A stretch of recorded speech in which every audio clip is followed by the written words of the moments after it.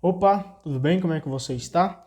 Hoje nós vamos continuar aqui com a nossa leitura bíblica, tá? Estamos ainda no livro de Gênesis e já peguei a sua Bíblia. Vamos dar continuidade aqui. Hoje nós vamos ler Gênesis do capítulo 36 até o capítulo 39, tá bom? A gente estava aqui falando um pouquinho sobre a história de Isaac, a história de Esaú, de Jacó. Então vamos continuar aqui, né, para a gente entender um pouquinho mais. Capítulo 36, tá bom? Vamos lá. Descendentes de Esaú, que é Edom, Esaú casou-se com mulheres cananeias. Ada, a filha de Elon, o Eteu, Olibama, a filha de Ana, filha de Sebeon, o Eveu, Bazemate, filha de Ismael, irmã de Nabaiote. Ada gerou Elifaz para Esaú. Bazemate gerou Rauel. Olibama gerou Jeus, Jalã e Coré. São esses os filhos de Esaú, nascidos na terra de Canaã. Esaú tomou suas mulheres, filhos e filhas, todas as pessoas de sua casa, seu rebanho e todo o seu gado, e tudo o que havia adquirido na terra de Canaã, e foi para a terra de Seir, longe do seu irmão Jacó. Eles tinham muitos bens e não podiam viver juntos, e a terra em que moravam não podia manter a eles e seus rebanhos. Então Esaú se estabeleceu na região montanhosa de Seir. Esaú é Edom. Descendentes de Esaú, antepassado dos Ede, não, Edomitas. Quase que a palavra não sai, hein? Na região montanhosa de Seir. Lista dos filhos de Esaú: Elifaz, filho de Ada, mulher de Esaú, e Rauel, filho de Bazemate, mulher de Esaú. Filhos de Elifaz: Temã, Omar, Cefo, Gatã e Senez. Elifaz, filho de Esaú, tinha uma concubina chamada Tana, e ela gerou para ele Amaleque. São esses os netos de Ada, mulher de Esaú. Filhos de Rauel: Naate, Zara, Sama e Mesa. São esses os netos de Bazemate, mulher de Esaú. Filhos de Olibama, filha de Ana, filho de Sebeon, mulher de Esaú. Jeus, Jalã e Coré. Chefes dos filhos de Esaú, filhos de Elifaz, primogênito de Esaú. Os chefes de Temã, Omar, Cefo, Senez, Coré, Gatã e Amaleque. São esses os chefes de Elifaz, na terra de Edom. São descendentes de Ada. Os seguintes são todos filhos de Rauel, filho de Esaú. Os chefes de Naate, Zara, Sama e Mesa. São esses os chefes de Rauel, na terra de Edom. São descendentes de Bazemate, mulher de Esaú. Os seguintes são filhos de Olibama, mulher de Esaú. Os chefes de Jeus, Jalã e Coré. São esses os filhos de Olibama, mulher de Esaú e filha de Ana. São esses os filhos e os chefes de Esaú, que é Edom. Filhos de Seir, o Orreu, habitantes da terra: Lotã, Sobal, Sebeon, Ana, Disson, Ezer e Lisa, e Dizã. São esses os chefes Orreus, descendentes de Seir, na terra de Edom. Os filhos de Lotã foram Ori e Emã, e a irmã de Lotã era Tanã.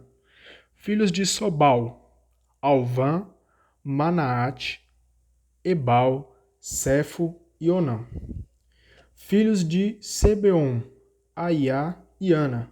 Foi Ana que encontrou as águas quentes no deserto, enquanto apacentava os jumentos do seu pai Sebeon.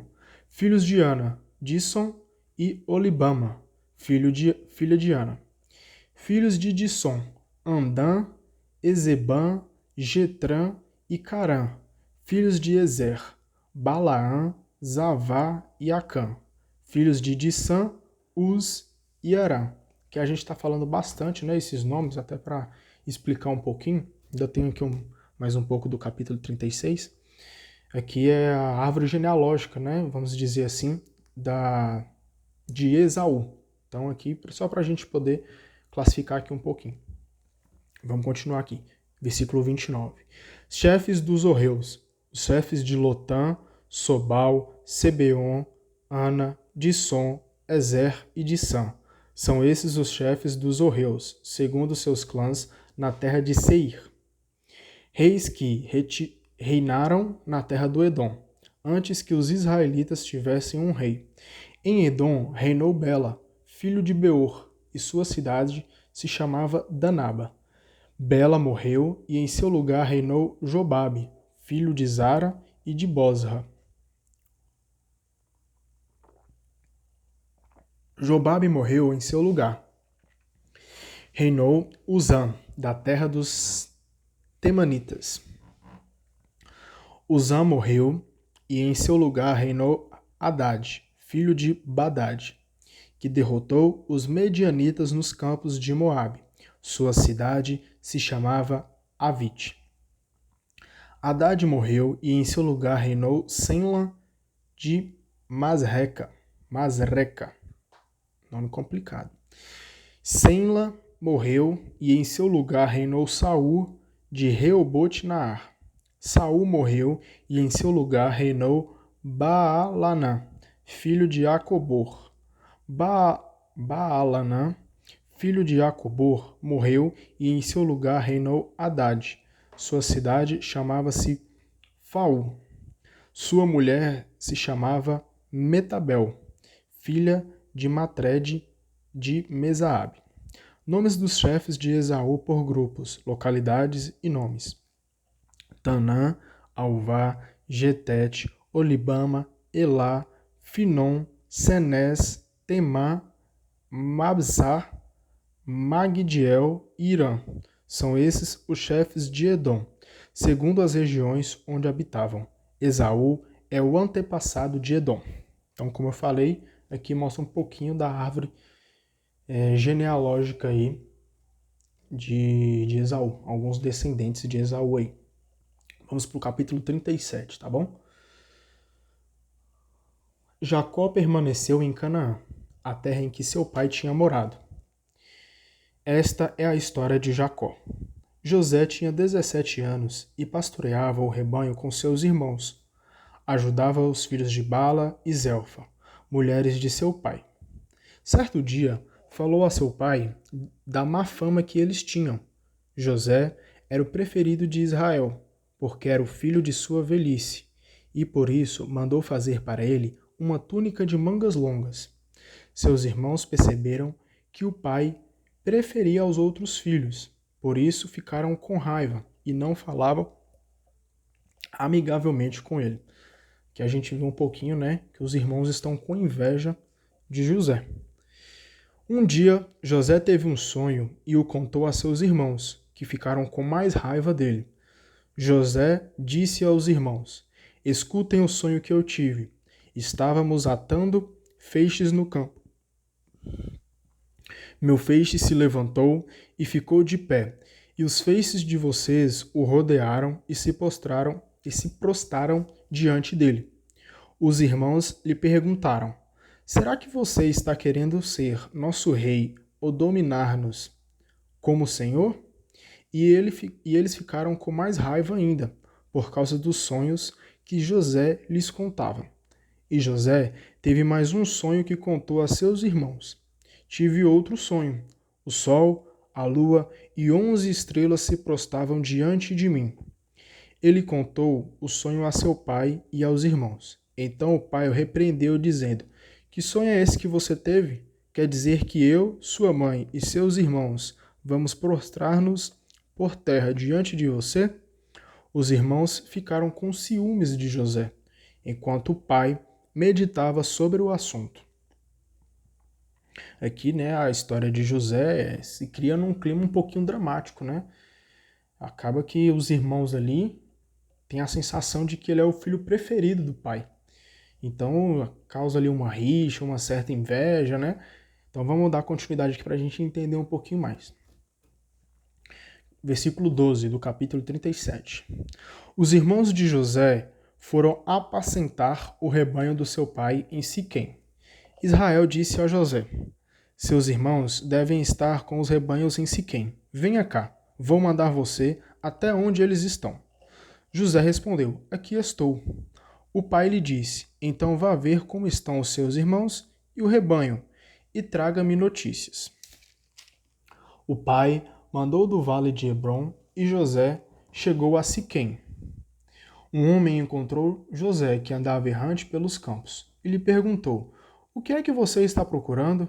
José respondeu: procuro meus irmãos. Por favor, diga-me onde eles estão, apacentando os rebanhos? O homem disse: eles partiram daqui, e eu os ouvi dizer que iam para Dotaim. Então José foi à procura de seus irmãos e os encontrou em Dotaim. Os irmãos o viram de longe, e antes que se aproximasse, começaram a planejar a morte dele.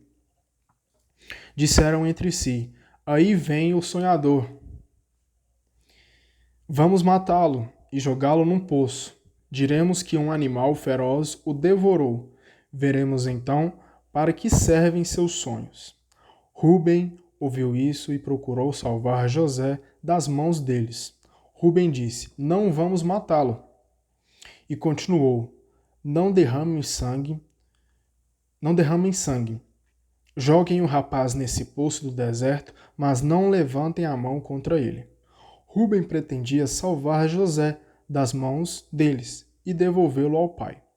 Quando José chegou ao lugar onde estavam seus irmãos, eles lhe arrancaram a túnica de mangas longas, o agarraram e o jogaram dentro de um poço vazio, onde não havia água. Depois sentaram-se para comer. Levantando os olhos, viram uma caravana de ismaelitas que vinham de Galaade. Seus camelos estavam carregados de especiarias, bálsamo e resina, que levavam para o Egito. Então Judá falou a seus irmãos: que vamos ganhar matando nosso irmão e escondendo o crime? Vamos vendê-lo aos ismaelitas, mas não levantamos a mão contra ele, pois afinal ele é o nosso irmão, da mesma carne que nós. Os irmãos concordaram.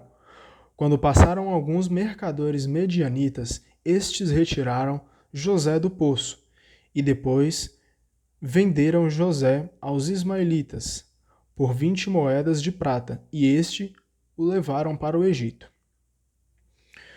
Quando Rúben voltou ao poço, viu que José não estava mais aí. Então rasgou as vestes e, voltando até os irmãos, falou: o rapaz não está mais lá. E eu, para onde irei? Então pegaram a túnica de José e, degolando um bode, molharam a túnica no sangue. Mandaram levar a túnica para o pai, dizendo: encontramos isso. Veja se é ou não a túnica do seu filho. O pai olhou e disse: é a túnica do meu filho. Uma fera o devorou. José foi despedaçado. Jacó rasgou as vestes, vestiu-se de luto e chorou a morte do filho por muito tempo. Todos os seus filhos e filhas procuraram consolá-lo, mas ele recusava consolo e dizia: de luto por meu filho descerei ao túmulo. E seu pai chorou por ele. Entretanto, os madianitas no Egito venderam José para Potifar, ministro e chefe de guarda do faraó. Essa história aqui de José, ela recorda um pouquinho, né, a história de Caim e Abel, onde um irmão queria matar o outro, ali por inveja, né, por achar que era preferido do pai. Então essa história, né, ela lembra um pouquinho a história de José, lembra um pouquinho a história de Abel e Caim. E os irmãos queriam, né, matar José aqui nesse caso. Porém, eles decidem, né, não matar José para não errar, vamos dizer assim, mas decidiram, ao invés de matá-lo, decidiram vender ele para os ismaelitas, né? E diante dessa situação ali, Eles pegaram as vestes que José usava e molharam elas num balde de sangue de um bode, se eu não me engano. Isso, num balde de sangue. E para que isso? Para enganar o pai, né? Para falar com o pai que ele tinha sido assassinado, que uma fera tinha o devorado, né? Assim como o Jacó falou e tudo mais. Então, Jacó ficou até ali de luto, né? Óbvio, seu filho, pô, como é que o filho morre e pede ele para fazer um favor e quando descobre onde ele está, infelizmente está morto. Só que não passa de uma enganação, né? José foi vendido para os ismaelitas e os madianitas no Egito venderam José para Potifar, ministro e chefe da guarda do faraó. Então a gente vê aqui, né, que a inveja não nos leva a lugar nenhum. Até porque a gente pega aqui de exemplo, né? A inveja foi extrema, nos leva até a matar uma outra pessoa. Então que a gente possa ter mais amor no coração para levar em consideração a importância de uma outra pessoa. José, ele era uma pessoa muito importante. Não era à toa que o pai gostava bastante dele. E não significa que ele era um filho preferido, vamos dizer assim, que a gente devia o matá-lo. Né? A gente tem que considerar, tem que o abraçar e tem que aprender com ele. Pô, será por que ele é o preferido do pai? Será por que Jacó prefere ele como filho? O que ele faz de diferente que eu não faço? Entendeu? Então é aprendendo um com o outro. Aí tô aprendendo aqui também, tá? Se eu estiver falando alguma bobagem aí, pode me corrigir, não tem problema, eu tô aprendendo também. Vamos lá pro capítulo 38. Nesse tempo, Judá se separou de seus irmãos e foi viver na casa de um homem de Odolã, que se chamava Ira. Judá viu aí a filha de um cananeu chamado Suer. A tomou e viveu com ela. A mulher concebeu e deu à luz a um filho, a quem chamou Ela concebeu de novo e deu à luz a um outro filho, a quem chamou Onã. Concebeu ainda outra vez e gerou mais um filho, a quem chamou Sela. Quando deu à luz, ela estava em Casibe. Judá tomou uma esposa para o seu primogênito A mulher se chamava Tamar. No entanto, primogênito de Judá, desagradou a Javé, que o fez morrer. Então Judá disse a Onã: Case com a viúva de seu irmão, cumpra sua obrigação de cunhado e dê uma descendência para o seu irmão. Onã, porém, sabia que a descendência não seria sua, e cada vez que se unia à mulher do seu irmão, derramava o sêmen por terra, para não dar a descendência ao irmão. O que ele fazia desagradava a Javé, que o fez morrer também. Então Judá disse à sua nora Tamar: Viva como viúva na casa do seu pai, e espere que cresça meu filho Sela. Dizia isso pensando: Não convém que ele morra como seus irmãos. Tamar então voltou para a casa do seu pai. Passou muito tempo e morreu a filha de Suer, mulher de Judá. Tendo passado o luto, Judá subiu para Tama, onde juntou com Ira, seu amigo de Odolã, para tosquiar o rebanho. Comunicaram a Tamar: Seu sogro está subindo a Tana para tosquiar o rebanho. Então Tamar tirou o traje de viúva, cobriu-se com o véu e sentou-se na entrada de Enaim, que fica no caminho para Tana. Ela viu que Sela já era adulto e não lhe fora dada como esposo. Vendo-a, Judá pensou que fosse uma prostituta, pois ela tinha coberto o rosto. Aproximou-se dela no caminho e disse: Deixe-me ir com você. Judá não sabia que era sua nora. Ela perguntou: O que você me dará para ir comigo? Judá respondeu: Eu mandarei para você um cabrito do rebanho. Ela replicou: Está bem, mas você não vai Está bem, mas você vai deixar uma garantia comigo até mandar o cabrito. Judá perguntou: Que garantia você quer? Ela respondeu: o anel de selo com o cordão e o cajado que você está levando. Judá os entregou e foi com ela, deixando-a grávida. Tamar se levantou, tirou o véu e vestiu novamente o traje de viúva. Judá mandou o cabrito por meio de seu amigo Odolam, a fim de recuperar os objetos que havia deixado com a mulher.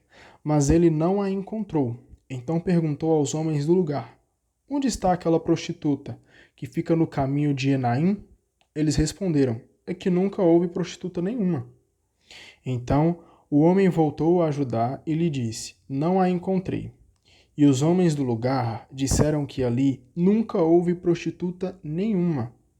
Judá replicou: que ela fique com tudo e não zombe de nós, pois eu mandei o cabrito e você não a encontrou.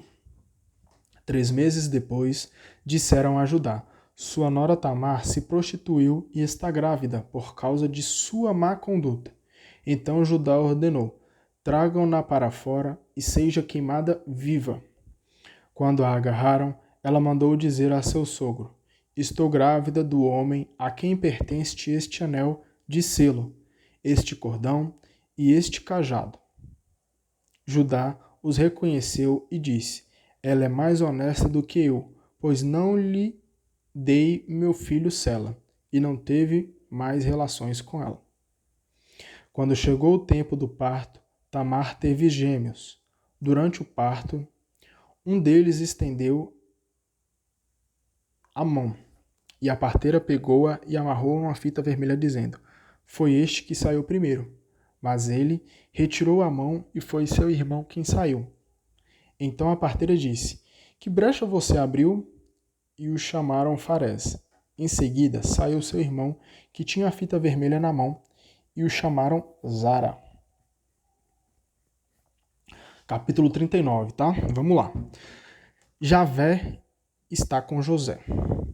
Quando levaram José para o Egito, o egípcio Putifar, ministro e chefe de guarda do faraó, o comprou dos ismaelitas, que o tinham levado para lá. Javé estava com José, e lhe deu sorte, de modo que o deixaram na casa do seu amo egípcio. Vendo que Javé estava com José, olha para você ver, aqui está afirmando com bastante, como é que é a palavra? Com bastante firmeza, né? Está repetindo aqui que Javé estava com José. Presta atenção. Vendo que Javé estava com José e que fazia prosperar tudo o que lhe empreendia, seu amo teve grande afeição por ele e o colocou a seu serviço pessoal. Fez dele seu administrador, confiando-lhe tudo o que possuía. Desde que José foi colocado como administrador da casa e de tudo o que pertencia a Putifar, Javé abençoou a casa do egípcio em consideração a José. A bênção de Javé atingiu tudo o que o egípcio possuía, em casa e no campo. Putifar entregou tudo nas mãos de José, sem preocupar-se com outra coisa, a não ser com o pão que comia. José era belo, de porte e tinha um rosto bonito. Passado algum tempo, a mulher do amo ficou de olhos caídos em José e lhe propôs: durma comigo. José recusou e respondeu à mulher de seu amo: veja, meu amo não se ocupa com nada da casa e entregou em minhas mãos tudo o que possui. Nesta casa, ele não é o mais poderoso do que eu. Ele não reservou nada para si, a não ser você, que é a mulher dele. Como posso cometer semelhante crime pecando contra Deus? Ela insistia todos os dias, mas José não consentiu em dormir ao seu lado, nem se entregou com ela. Certo dia, José foi para casa fazer seu serviço, e nenhum dos domésticos estavam em casa. A mulher o agarrou pela roupa, convidando: durma comigo. José, porém, deixou as roupas na mão dela, saiu e fugiu. Vendo que José deixara as roupas em suas mãos e fugira, a mulher chamou os domésticos e lhe disse: Vejam, meu marido trouxe um hebreu para abusar de nós. Ele se aproximou para dormir comigo, mas eu dei um grande grito. Vendo que eu erguia a voz e gritava, ele deixou a roupa comigo e fugiu. Vemos aqui que a mulher, né, de Putifar, como é que é o nome dela?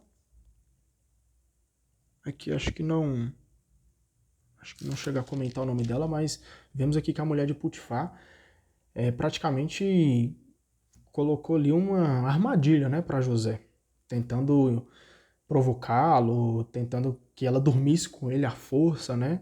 Então ela meio que planejou essa armadilha para ele. Vamos continuar aqui no versículo 16. A mulher ficou com a roupa até que o marido voltasse.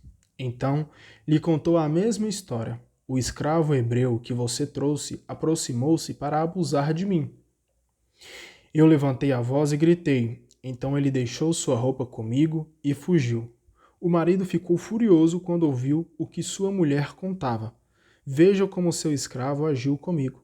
Mandou então buscar José e o atirou na prisão, onde estavam os prisioneiros do rei. Foi desse modo que José foi parar na prisão. No entanto, Javé estava com José. Lembra lá que eu falei com vocês que Javé estava com José? E lhe concedeu favores, atraindo para ele a simpatia do carcereiro-chefe. O carcereiro-chefe confiou a José todos os detidos que estavam na prisão. Era José quem organizava tudo o que aí se fazia. O carcereiro-chefe não se preocupava com nada do que lhe fora confiado, porque Javé estava com José e fazia prosperar tudo o que este empreendia. Em que a gente finaliza, tá, com a leitura de hoje, mas fazendo um breve comentário. A história de José eu acho bastante interessante aqui, né? Chama bastante atenção no início, como a gente tinha falado. Ele passou por grandes perrengues, né? Os irmãos queriam matá-lo por inveja, por achar que ele era o preferido do pai, por achar que ele tinha algum privilégio e tudo mais, né? E aí ele é vendido para Putifar mais para frente, e aí Putifar confia nele, entrega para ele ali, né? Todos os bens, entrega para que ele cuide ali, né, do reino onde Putifar governava. E aí José entra numa outra enrascada, né? Na verdade, arma uma armadilha para ele, onde a mulher do Putifar tenta ali, né, se jogar aos braços de José, tentando para que ele fique com ela de uma forma forçada, né? Ela quer que ele durma com ela, e José sempre negando, falando assim, não, comigo não vai rolar, eu sou um homem de Deus. E aí a mulher de Putifar, num dia que estavam só eles dois, sozinhos, né? Ela agarra ele à força e fala assim, durma comigo. Imagina a cena, né? Ela pegando ele à força, falando assim, agora é sua hora, durma comigo, não vou te soltar. E José nega mais uma vez, ele rasga suas roupas e sai correndo, né? Para sair fora, né, dessa armadilha. E aí a mulher de Putifar leva as roupas até o Putifar para mostrar para ele, fala assim, ó, aqui o servo que você arranjou, ele queria me agarrar, eu gritei, e somente quando eu gritei, ele saiu correndo, todo apavorado, achou que vocês iriam vir atrás de mim, e ele queria me pegar à força. Então a gente vê aqui, né, que José teve uma vida bastante difícil. Inicialmente aqui teve uma vida bastante complicada, né? Foi de quase assassinado para preso. Depois ele foi para a prisão. Só que uma coisa muito importante, que eu até comentei aqui com vocês, Javé estava com José. Então Deus ele acompanhava José. Deus sabia que José era um homem honesto. Deus sabia que José era um homem digno. Então Deus estava ali sempre acompanhando, mesmo com esses perrengues, com essas dificuldades, com essas armadilhas, mesmo ele estando preso, né, e quase sendo morto, Deus estava com José. Então que a gente possa, né, pedir para que Deus, assim como ele acompanhou José nos seus desafios, peçamos para que Deus também esteja nos acompanhando nos nossos desafios do dia a dia, para que não deixe nos cair em tentação, né, e em nenhum pecado, que Ele possa nos afastar de todos os males, de todas as coisas ruins, e que Ele nos dê a graça de sermos filhos de Deus, para que a gente possa sempre andar no caminho do Senhor. Então faça a sua oração hoje antes de dormir, peça para que Deus esteja junto com você em todos os momentos e te afastando de todos os males, tá bom? Aqui foi mais um dia, como disse, estou aprendendo com vocês também, além de estar lendo aqui. Se eu não me engano, hoje é o nono dia. Amanhã nós já vamos para o dia 10. E aí, vamos pegar firme. Estamos apenas no início. Espero você aqui amanhã, tá bom? Leia a Bíblia e vamos evangelizar. Deus abençoe muito você e que Deus esteja com você também, tá bom? Fica com Deus. Até mais.